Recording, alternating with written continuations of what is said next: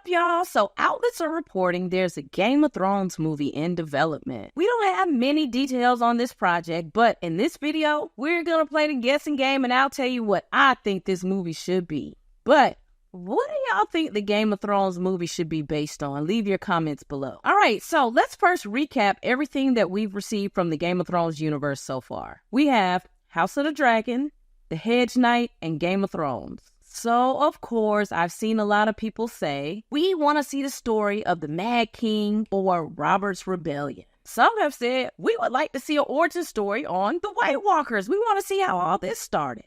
I've even seen some of y'all throw out the recommendation of, let's just continue the story after the Game of Thrones finale. Maybe a deep dive into Jon Snow. I am 1000% against a Jon Snow project. No. He killed the Khaleesi. We do not give him more fame. We don't rejoice him. So, in my opinion, the smartest thing to do is make a movie about Aegon the Conqueror. This, to me, is a complete no-brainer. It makes sense. And it doesn't cause any confusion on where we would be in the timeline. Not to mention, if you start with Aegon the Conqueror, for all the new people who never watched House of the Dragon, but they decide to go watch this in theaters, they'll leave the movies and say, well, dang, now I want to watch House of the Dragon, The Hedge Knight, Game of Thrones. I want to watch everything in this universe to figure out what's the rest of this story.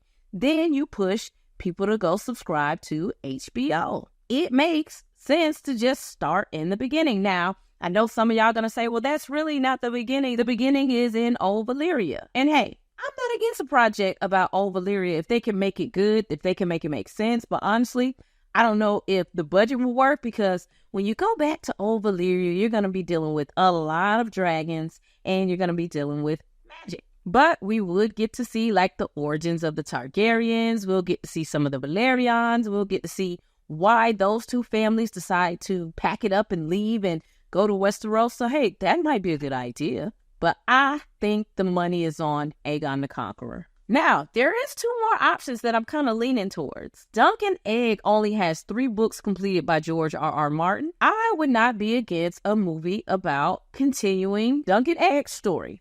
Right now, HBO has already committed to essentially doing 3 seasons about Dunk and Egg, which aligns with the 3 books that are already out. But when the 3rd season is over, a lot of people are going to be like, okay, what's next? So I think a gradual progression to the big screen where we probably get to see an adult Egg would make sense to me. Now, another option that they probably could go with is House of the Dragon is going to wrap up in about 4 seasons. And I'm so curious on where this story actually is going to end. Because in reality, the story doesn't end. It just keeps going. So I'm curious on where is the stopping point going to be on the TV show. They could essentially make a movie and continue that story. Now, the only reason I doubt that they would never go in that direction is you'll have to have some actors from the TV show cross over into the movies. And those actors are going to want to get paid. And my theory on why Warner Brothers is actually pushing for a Game of Thrones movie is they're trying to make money. So the best way to make money is to save money. So I don't think they would be interested in pulling some of those characters from the TV show and putting them on the big screen. Because in reality, a lot of studios are struggling right now. I think the people at Warner Brothers are pretty much aware that there is a hunger for Game of Thrones. This property makes them money. But let's keep it a buck. These shows are also expensive to produce and make as well. And they're not getting a huge return off of that anymore. There's really not a lot of money to be made in the streaming era of TV shows, movies, hell, even music.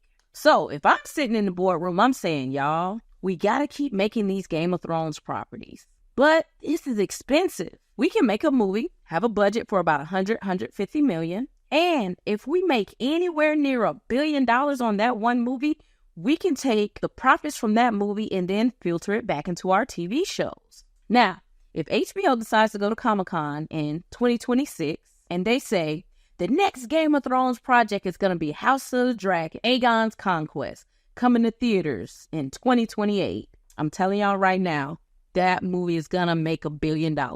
No question. Now, what I can say is over the past few years, just covering movies and TV shows, when they say something is in development, that doesn't necessarily mean we're ever going to see it come to fruition, especially when you're dealing with Game of Thrones. They've had a ton of properties that were in development that never make it out of that stage. Example, the Jon Snow project.